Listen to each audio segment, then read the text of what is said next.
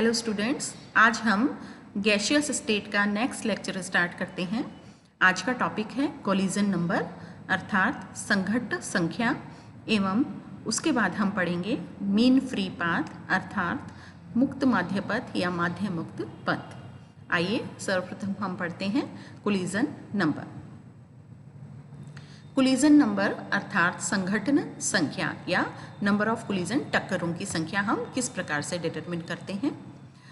हमें पता है कि काइनेटिक थ्योरी ऑफ गैसेस के अनुसार अर्थात अणुगतिक सिद्धांत के अनुसार किसी भी गैस के जो अणु हैं अर्थात मॉलिक्यूल्स हैं जो वो सदैव गतिमान रहते हैं, यानी हर टाइम वो मूवमेंट में रहते हैं, यानी लगातार गति करते रहते हैं। और इनकी गति जो होती है वो सीधी रेखा में होती है अर्थात स्ट्रेट लाइन में ये गति करते हैं। जब तक कि वे अन्य अणु अथवा पात्र की दीवार से ना टकरा जाएं तब तक तो यह सीधी रेखा में गति करते हैं। और जब ये पात्र की दीवार यानी जिस वेसल में इनको रख रखा है, गैस को हमने भर रखा है, उस वेसल की दीवार से अथवा दूसरे मॉलिक्यूल से जब तक ये नहीं टकराते हैं तब तक तो ये सीधी रेखा यानी स्ट्रेट लाइन में गति करते हैं, मूवमेंट करते हैं। और टकराने के पश्चात इनकी मूवमेंट की जो दिशा है वो डायरेक्शन है वो चेंज हो जाती है। ठीक है, तो एक अणु इकाई समय में यानी यूनिट टाइम में, कोई भी एक मॉलिक्यूल यूनिट टाइम में शुद्ध गैस के इकाई आयतन यानी यूनिट वॉल्यूम में उपस्थित समस्त अन्य अणुओं से कितनी बार टकराता है। अर्थात यूनिट वॉल्यूम में उपस्थित कोई एक अणु यूनिट टाइम में यानी इकाई समय में कितने अन्य अणुओं से टकराता है और कितनी बार टकराता है, यह संख्या उस गैस की कोलिजन नंबर यानी संघटन संख्या कहलाती है। अर्थात एक अणु यूनिट टाइम में शुद्ध गैस के यूनिट वॉल्यूम में उपस्थित समस्त अन्य अणुओं से कितनी बार टकराता है, यह संख्या उसकी कोलिजन नंबर यानी संघटन संख्या कहलाती है। संघटन संख्या या कोलिजन नंबर जो है उसको हम Z1 से शो करते हैं और Z1 के द्वारा कैलकुलेट करते हैं। Z1 is equal to square root of 2, Z1 is equal to square root of 2 pi sigma square C bar into rho, जहाँ पाई तो मैथमेटिकल फैक्टर है 13/7, sigma square, sigma is the टक्कर के समय, सिग्मा क्या है टक्कर के समय यानी कोलिजन के समय गैस के दो अणुओं के केंद्रों के मध्य की दूरी। सिग्मा क्या है टक्कर के समय, कोलिजन के समय गैस के दो अणुओं के केंद्रों के मध्य की दूरी जो होती है वो सिग्मा कहलाती है, जिसे कि हम संघट्ट व्यास भी कहते हैं, कोलिजन डायमीटर भी कहते हैं। और सी बार जो है यह औसत वेग यानी एवरेज वेलोसिटी भी कहलाता है। और रो जो है यह रो है घनत्व, यहाँ रो क्या है डेंसिटी कहलाता है।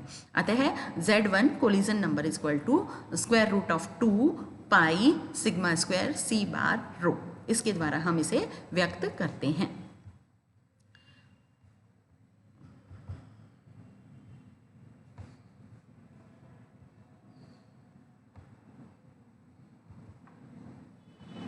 इसके बाद नेक्स्ट हमारे जो संघटन कोलिजन नंबर है इसमें हम देखते हैं कि इकाई समय में गैस के इकाई आयतन में टकराने वाले अणुओं की संख्या, यानी Z1 वही इकाई समय में गैस के इकाई आयतन में टकराने वाले अणुओं की संख्या यानी कोलिजन करने वाले अणुओं की संख्या कितनी है, square root of 2 pi sigma square C bar rho, इसके बराबर होती है। और चूंकि किसी भी एक टक्कर में जब एक कोलिजन होगा, एक टक्कर होगी तो उसमें दो अणु तो दो मॉलिक्यूल्स तो होंगे ही होंगे, तो किसी भी एक टक्कर में दो अणु उपस्थित होते हैं तो इकाई समय में यानी यूनिट टाइम में शुद्ध गैस के इकाई आयतन में होने वाली कुल टक्करों की संख्या यानी टोटल नंबर ऑफ कोलिजन, क्योंकि एक कोलिजन में दो मॉलिक्यूल्स हैं तो टोटल नंबर ऑफ कोलिजन्स कितनी हो गई, टोटल नंबर ऑफ कोलिजन्स जो होंगी वो Z11 के बराबर होगी। और Z11 किसके बराबर होगा, Z11 is equal to Z1/2, क्योंकि वो जो Z1 हमने फैक्टर निकाला था, कैलकुलेट किया था, डिटरमिन किया था, उसमें दो मॉलिक्यूल्स इन्वॉल्व थे।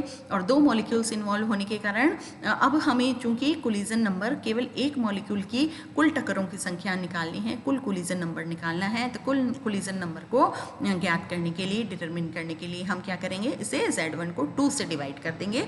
तो Z11 is equal to Z1/2, और Z1/2 क्या है, Z1 था हमारा square root of 2 into pi sigma square square under root c bar जो कि एवरेज वेलोसिटी है इनटू रो, ये तो हो गई Z1 की वैल्यू और डिवाइडेड बाय 2।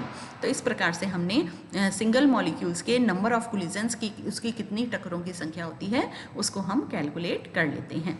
तो इस प्रकार से हमें प्राप्त हो गई टोटल नंबर ऑफ कोलिजन्स। तो टोटल नंबर ऑफ कोलिजन्स कितनी प्राप्त हुई हमें, ये टोटल नंबर ऑफ कोलिजन्स को हम आगे देख सकते हैं कि हमें इसको किस प्रकार से लिख सकते हैं कि स्क्वायर रूट ऑफ 2/2 को हम 1/√2 भी लिख सकते हैं। तो 1/√2 पाई sigma square c bar into रो। तो ये हमारा हमें टोटल कोलिजन नंबर मिल गया। एक मॉलिक्यूल किसी भी गैस के प्रत्येक मॉलिक्यूल की टोटल कोलिजन नंबर कितनी हो गई, टोटल कोलिजन नंबर की वैल्यू हो गई हमारी Z11 is equal to 1/√2 into pi sigma square c bar and rho. तो ये हमें इस प्रकार से कोलिजन नंबर प्राप्त हो जाता है। नेक्स्ट टॉपिक है हमारा मीन फ्री पाथ या मुक्त माध्य पथ, जिसे कि मुक्त माध्य पथ कहते हैं या माध्य मुक्त पथ कहते हैं। मीन फ्री पाथ कि कोई भी अणु है वो कितनी दूरी तय करता है टक्कर के दौरान, ठीक है, टक्कर से पहले एवं टक्कर के दौरान कितनी दूरी तय करता है उसको हम मीन फ्री पाथ कहते हैं। किसी भी गैस के समस्त अणु गतिशील होते हैं तथा गति करते हुए, किसी भी गैस के समस्त अणु जो हैं वो गतिशील होते हैं तथा गति करते हुए वे एक दूसरे से लगातार कोलाइड करते रहते हैं, यानी टकराते रहते हैं। मूवमेंट करने के दौरान वो आपस में एक दूसरे से टकराते रहते हैं। और दो अणुओं के टक्करों के मध्य अणु जो दूरी तय करते हैं, अर्थात दो मॉलिक्यूल्स जब आपस में टकराते हैं तो टकराने से पहले वो कितनी दूरी तय करते हैं, टक्करों के मध्य कितनी दूरी वो मॉलिक्यूल्स तय करते हैं, कितनी डिस्टेंस को ट्रैवल करते हैं, वह डिस्टेंस जो होती है वह मुक्त पथ कहलाती है। उस डिस्टेंस को हम क्या कहते हैं, फ्री पाथ कहते हैं, मुक्त पथ कहते हैं। अब चूंकि पात्र में गैस के अणु बिखरे हुए होते हैं और अतः किन्हीं दो अणुओं के मध्य की दूरी क्या होगा, पात्र में गैस के अणु बिखरे हुए हैं और किन्हीं दो अणुओं के मध्य की दूरी अन्य किसी दो अणुओं के मध्य की दूरी भिन्न भिन्न होती है। किन्हीं दो मॉलिक्यूल्स के बीच की दूरी और दूसरे अन्य किन्हीं दो अणुओं के मध्य की दूरी, ये दोनों आपस में भिन्न भिन्न होंगी, अलग अलग होंगी। मान लीजिए कोई दो अणु ज़्यादा पास में हैं और कोई दो अणु ज़्यादा दूर हैं, तो इनके मध्य की डिस्टेंसेस अलग अलग होंगी। और टक्कर से पहले यानी कोलिजन से पहले किसी भी अणु द्वारा तय की गई दूरी के औसत को, ठीक है, तो कोलिजन से पहले किसी भी अणु के द्वारा तय की गई दूरी के औसत को, कितनी डिस्टेंस वो कवर कर रहा है, कितनी डिस्टेंस ट्रैवल कर रहा है, उसका एवरेज, उस औसत को क्या कहेंगे, माध्य मुक्त पथ कहते हैं, मीन फ्री पाथ कहते हैं। तो मीन फ्री पाथ क्या हुआ कि कोलिजन से पहले किसी भी अणु के द्वारा ट्रैवल की गई डिस्टेंस के एवरेज को हम माध्य मुक्त पथ कहते हैं, जिसे कि हम किससे प्रदर्शित करते हैं, इसे हम L से प्रदर्शित करते हैं। और इसे हम इस प्रकार से शो कर सकते हैं कि ये किसी भी गैस के मॉलिक्यूल्स हैं, ये मॉलिक्यूल्स लगभग आपस में टकराने वाले हैं। तो किन्हीं भी दो मॉलिक्यूल्स, मान लीजिए A मॉलिक्यूल इससे टकराने वाला है, तो A मॉलिक्यूल इस मॉलिक्यूल B मॉलिक्यूल से टकराने से पहले कितनी डिस्टेंस ट्रैवल करता है, उस ट्रैवल की गई डिस्टेंस के एवरेज को, क्योंकि यह यहाँ टकराने के बाद D2 यहाँ से डिस्टेंस ट्रैवल करेगा, यहाँ से इस अणु से टकराने के बाद यहाँ से D3 डिस्टेंस को ट्रैवल करेगा और यहाँ से टकराने के बाद D4 डिस्टेंस ट्रैवल करेगा, D5। तो इन सभी डिस्टेंसेस के औसत को यानी एवरेज को, है ना, उस एवरेज को क्या कहते हैं, हम माध्य मुक्त पथ कहते हैं। तय की गई दूरी को माध्य मुक्त पथ कहते हैं। तो इस प्रकार से आज हमने पढ़ा कोलिजन नंबर कि कोलिजन नंबर क्या होता है। कोलिजन नंबर जो होता है किसी भी एक अणु के द्वारा कितनी नंबर ऑफ कोलिजन्स की गई, किसी भी एक अणु ने कितनी नंबर ऑफ कोलिजन्स की दूसरे अणु गैस के अन्य अणुओं के साथ, समस्त अणुओं के साथ, वो नंबर ऑफ कोलिजन्स को हमने ज्ञात किया। यह वैल्यू हमें प्राप्त हुई Z11 is equal to 1/√2 into pi into sigma square into C bar into rho जहाँ डेंसिटी थी, सी बार जो है वो औसत वेग है, सिग्मा स्क्वायर जो है वो दो अणुओं के केंद्रों के मध्य की दूरी है, किन्हीं दो मॉलिक्यूल्स के के अणुओं के केंद्रों के मध्य की दूरी है, सेंटर्स के मध्य की दूरी है, और पाई जो है वो 13/7 मैथमेटिकल फैक्टर है। तो इस प्रकार से नंबर ऑफ कोलिजन्स हमने Z11 को पढ़ा।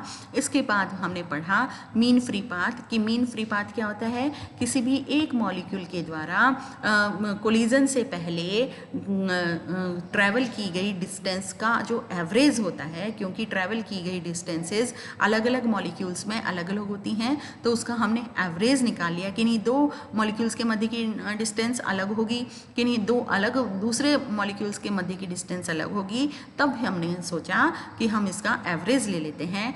तो किसी भी अणु द्वारा तय की गई दूरी के औसत को टक्कर से पहले, कोलिजन से पहले, टक्कर से पहले किसी भी अणु द्वारा तय की गई दूरी के औसत को, एवरेज को हम माध्य मुक्त पथ कहते हैं।